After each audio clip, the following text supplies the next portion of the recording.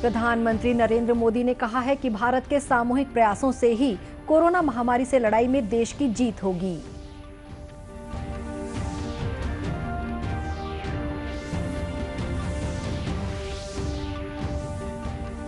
विदेशों से आ रहे संदिग्ध बीज पार्सल को लेकर राज्य के कृषि विभाग ने अधिकारियों और किसानों से सतर्कता बरतने की अपील की।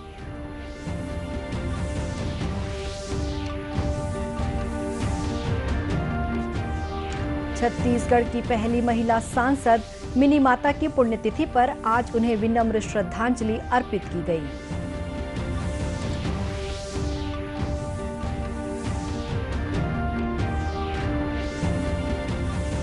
और प्रदेश के अधिकांश हिस्सों में अगले 24 घंटों के दौरान बारिश होने की संभावना, 1-2 स्थानों पर भारी बारिश की भी चेतावनी।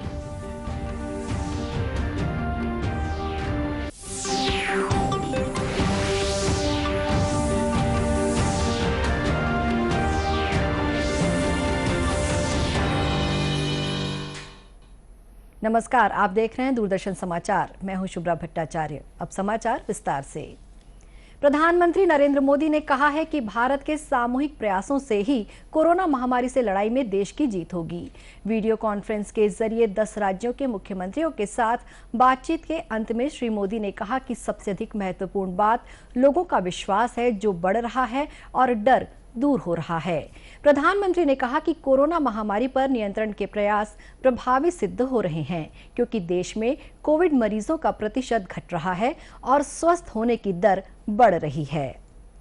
प्रधानमंत्री ने कहा कि राज्यों ने आज के विचार विमर्श के जरिए एक दूसरे के अनुभवों से बहुत कुछ सीखा है। प्रधानमंत्री ने कहा कि संक्रमित व्यक्तियों के संपर्क में आए लोगों का पता लगाने, नियंत्रण और निगरानी कोरोना महामारी से निपटने के सबसे प्रभावशाली उपाय हैं। विशेषज्ञ अब कह रहे हैं कि यदि संक्रमण होने के 72 घंटों के अंदर पहचान कर ली जाए तो इसे काफी हद तक कम किया जा सकता है। एक्सपर्ट्स अब ये कह रहे हैं कि अगर हम शुरुआत के 72 घंटे में ही केसेस की पहचान कर ले तो ये संक्रमण काफी हद तक धीमा हो जाता है। और इसलिए मेरा सबसे आग्रह है कि जैसे हाथ धोने की बात हो, 2 गज की दूरी की बात हो, मास्क की बात हो, कहीं पर न थूकने का आग्रह हो, इन सब के साथ अब सरकारों में और सरकारी व्यवस्थाओं में भी और कोरोना वॉरियर के बीच भी और जनता में भी एक नया मंत्र हमें बराबर पहुंचाना पड़ेगा, और वो है 72 घंटे में जिसको भी हुआ है उसके आसपास के सबको उसका टेस्टिंग हो जाना चाहिए, उनका ट्रेसिंग होना चाहिए, उनके लिए जो आवश्यक है वो व्यवस्था होनी चाहिए। अगर ये 72 घंटे वाली फॉर्मूला पर हम बल देते हैं तो आप मानिए कि बाकी जो जो चीजें हैं उसके साथ अब इसको जोड़ देना है कि 72 घंटे के भीतर भीतर इन सारे कामों को कर लेना है। प्रधानमंत्री ने कहा कि जांच का नेटवर्क बढ़ाने के अलावा आरोग्य सेतु ऐप से भी संक्रमित व्यक्तियों के संपर्क में आए लोगों का पता लगाने, संक्रमण पर नियंत्रण और निगरानी में मदद मिली है। छत्तीसगढ़ में कोरोना संक्रमित मरीजों की संख्या लगातार बढ़ती जा रही है। प्रदेश में कोरोना पॉजिटिव मरीजों का आंकड़ा 13,000 के करीब पहुंच गया है। प्रदेश में सोमवार को 427 नए कोरोना पॉजिटिव मरीज मिले हैं। इन्हें मिलाकर प्रदेश में कोरोना संक्रमित मरीजों की संख्या 12,625 हो गई है। इस बीच 3 कोरोना मरीजों की मौत भी हुई है, जिन्हें मिलाकर प्रदेश में अब तक कोरोना से 99 लोगों की मौत हो चुकी है। वर्तमान में 3,509 सक्रिय मरीजों का इलाज विभिन्न अस्पतालों में चल रहा है। राजधानी रायपुर में सोमवार को सबसे अधिक 172 कोरोना पॉजिटिव मरीजों की पुष्टि हुई है। वहीं रायगढ़ जिले में 61 नए कोरोना मरीज मिले हैं। इसी तरह अलग अलग जिलों में भी नए मरीजों की पहचान की गई है। दूसरी ओर केंद्रीय स्वास्थ्य मंत्रालय के मुताबिक देश में कोरोना संक्रमित लोगों की संख्या आज 50,000 से नीचे चली गई। इससे पहले 4 दिन से रोजाना 60,000 से अधिक लोग संक्रमित हो रहे थे। कोविड से स्वस्थ होने की दर 69.80% हो गई है। मृत्यु दर घटकर 2% से नीचे चली गई है। अब देश में कोरोना से मृत्यु दर 1.99% रह गई है। केंद्रीय कृषि और विकास कल्याण मंत्रालय द्वारा विदेशों से आ रहे संदिग्ध बीज पार्सल के संबंध में जारी दिशा निर्देश के परिप्रेक्ष्य में छत्तीसगढ़ सरकार ने अलर्ट जारी किया है। कृषि विभाग ने विभागीय अधिकारियों और किसानों से किसी अज्ञात स्रोत से प्राप्त होने वाले बीज को लेकर सतर्क रहने की सलाह दी है। राज्य के किसानों से अपील की गई है कि वे स्वयं के रखे हुए बीज या राज्य की सहकारी समितियों के माध्यम से प्राप्त होने वाले प्रमाणित बीज का ही उपयोग करें। अज्ञात स्रोतों से भ्रामक पैकेज के साथ अनचाहे संदिग्ध बीजों का उपयोग न करें। उल्लेखनीय है कि केंद्र सरकार द्वारा ये अवगत कराया गया है कि विभिन्न देशों जैसे America, Canada, England, New Zealand, Japan और कुछ यूरोपीय देशों में अवांछित स्रोतों से भ्रामक पैकिंग में संदिग्ध बीज पार्सल प्राप्त होने के खतरे के संबंध में जानकारी प्राप्त हुई है। पिछले कुछ माह से पूरी दुनिया में ऐसे संदिग्ध बीज के हजारों पार्सल मिले हैं। इन अवांछित बीज पार्सलों में विदेशी आक्रामक प्रजातियों के बीज हो सकते हैं। इन बीजों के माध्यम से विभिन्न रोगों और रोगजनक कीटाणुओं को प्रवेश कराने का प्रयास किया जा सकता है, जो पर्यावरण, कृषि, पारिस्थितिक तंत्र और राष्ट्रीय सुरक्षा के लिए गंभीर खतरा पैदा कर सकता है। छत्तीसगढ़ की पहली महिला सांसद मिनीमाता की पुण्यतिथि पर आज उन्हें विनम्र श्रद्धांजलि अर्पित की गई। राज्यपाल अनुसुईया उइके और मुख्यमंत्री भूपेश बघेल ने स्वर्गीय मिनीमाता की पुण्यतिथि पर उन्हें नमन किया है। मुख्यमंत्री भूपेश बघेल ने रायपुर स्थित अपने निवास पर मिनीमाता की पुण्यतिथि पर आयोजित कार्यक्रम में उनके चित्र पर माल्यार्पण कर उन्हें श्रद्धांजलि दी। इस अवसर पर श्री बघेल ने कहा कि स्वर्गीय मिनीमाता ने अपना पूरा जीवन मानव समाज के उत्थान और महिलाओं को अधिकार दिलाने के लिए समर्पित कर दिया। छत्तीसगढ़ सरकार मिनीमाता के आदर्शों पर चलकर महिला उत्थान की दिशा में काम कर रही है। इस अवसर पर मुख्यमंत्री ने वीडियो कॉन्फ्रेंसिंग के जरिए न्यू राजेंद्र नगर स्थित सांस्कृतिक भवन परिसर में लगभग 44 लाख रुपए की लागत से नवनिर्मित मिनीमाता स्मृति वातानुकूलित भवन का लोकार्पण किया। उधर राजनांदगांव स्थित कांग्रेस भवन में स्वर्गीय मिनीमाता की पुण्यतिथि पर संगोष्ठी का आयोजन किया गया। संगोष्ठी में वक्ताओं ने मिनीमाता की जीवनी और योगदान पर प्रकाश डाला। पूर्व मंत्री धनेश पाटिला ने कहा कि स्वर्गीय मिनीमाता ने मानवीय मूल्यों की रक्षा के लिए काम किया है।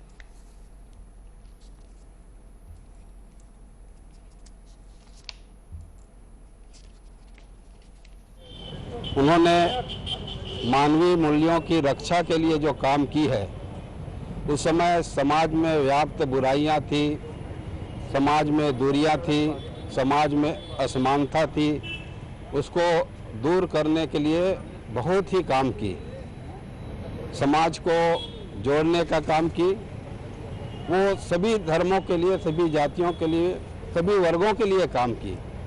और यहाँ तक के संसद में अस्पृश्यता निवारण बिल मिनी माता जी ने ही प्रस्तुत की है, वो सर्वसम्मति से पास हुआ। संगोष्ठी के बाद जीई रोड स्थित मिनीमाता की प्रतिमा पर पुष्पांजलि अर्पित की गई। स्वतंत्रता दिवस के अवसर पर इस बार कोरोना संक्रमण के मद्देनजर सरकार ने स्वतंत्रता संग्राम सेनानियों को घर पर ही सम्मानित करने का फैसला लिया है। छत्तीसगढ़ में भी राज्य सरकार द्वारा स्वतंत्रता संग्राम सेनानियों के घर पर जाकर उनका सम्मान किया जा रहा है।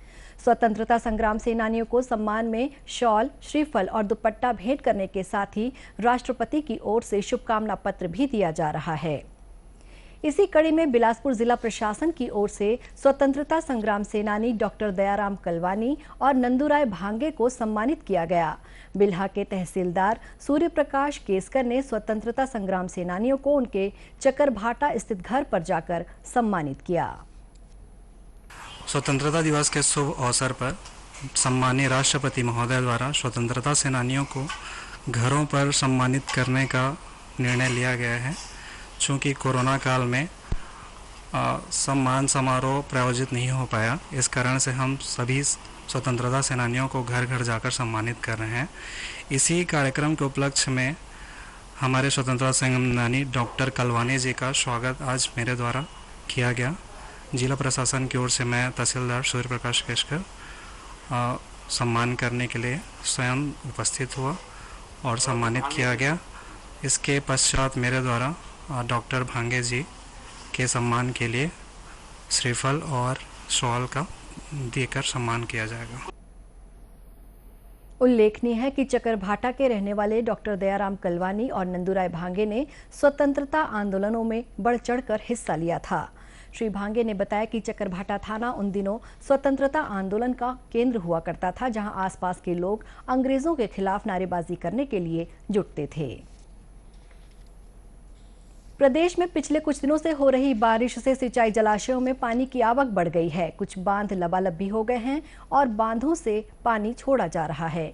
कोरबा जिले में स्थित मिनी माता बांगो बांध के 5 गेट खोल दिए गए हैं। बांध से करीब 29,000 क्यूसेक पानी छोड़ा जा रहा है। सिंचाई विभाग के मुख्य अभियंता अजय कुमार ने बताया कि बांगो बांध से पानी छोड़ने को लेकर कोरबा सहित निचले इलाकों में अलर्ट जारी कर दिया गया है। नीचे एरिया में जो बस्तियां हैं उनको उन्होंने खाली करा दिया है। पोड़ी ब्लॉक के भी एसडीएम साहब से बात हुई मेरी, उन्होंने मुझे बताया कि कुछ 100-150 लोगों को उन्होंने शिफ्ट करके ऊपर हायर लेवल पे रखा है। करीब 18 गांव हैं कोरबा और जांजगीर जिले के, जिन्हों का रेड अलर्ट कर दिया गया है। लोगों को सूचना दे दी गई है और सुरक्षित उनको बोले हैं कि नदी पे ना जाएं और सुरक्षित दूरी बनाकर।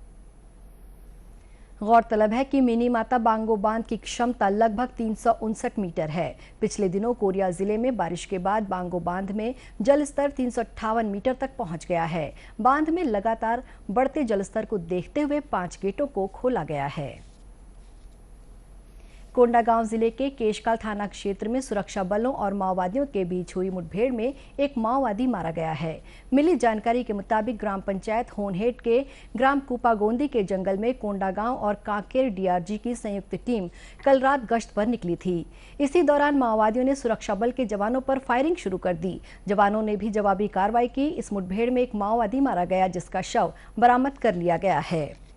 घटनास्थल से एक राइफल भी बरामद की गई है। घटनास्थल के आसपास पुलिस ने सर्चिंग बढ़ा दी है। वहीं दूसरी ओर राजनांदगांव जिले की सीमा से लगे महाराष्ट्र के गढ़चिरौली में पुलिस ने माओवादी दंपत्ति को गिरफ्तार किया है। माओवादी विरोधी अभियान के तहत गिरफ्तार किए गए इस माओवादी दंपत्ति पर महाराष्ट्र सरकार द्वारा 18 लाख रुपए का इनाम घोषित किया गया था। प्रदेश में इन दिनों मानसून की सक्रियता बढ़ने के कारण विभिन्न हिस्सों में बारिश हो रही है। आज राजधानी रायपुर सहित प्रदेश के कई इलाकों में जमकर बारिश हुई।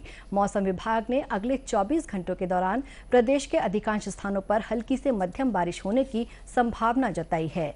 साथ ही प्रदेश के 1-2 स्थानों पर भारी वर्षा होने की चेतावनी भी दी गई है।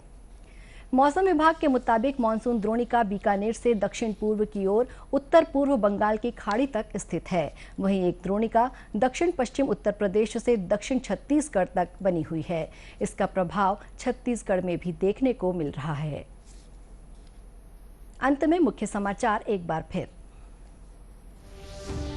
प्रधानमंत्री नरेंद्र मोदी ने कहा कि भारत के सामूहिक प्रयासों से ही कोरोना महामारी से लड़ाई में देश की जीत होगी।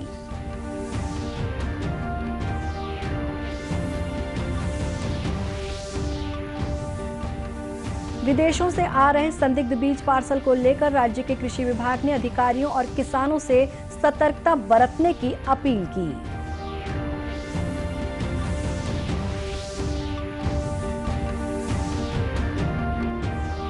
छत्तीसगढ़ की पहली महिला सांसद मिनी माता की पुण्यतिथि पर आज उन्हें विनम्र श्रद्धांजलि अर्पित की गई।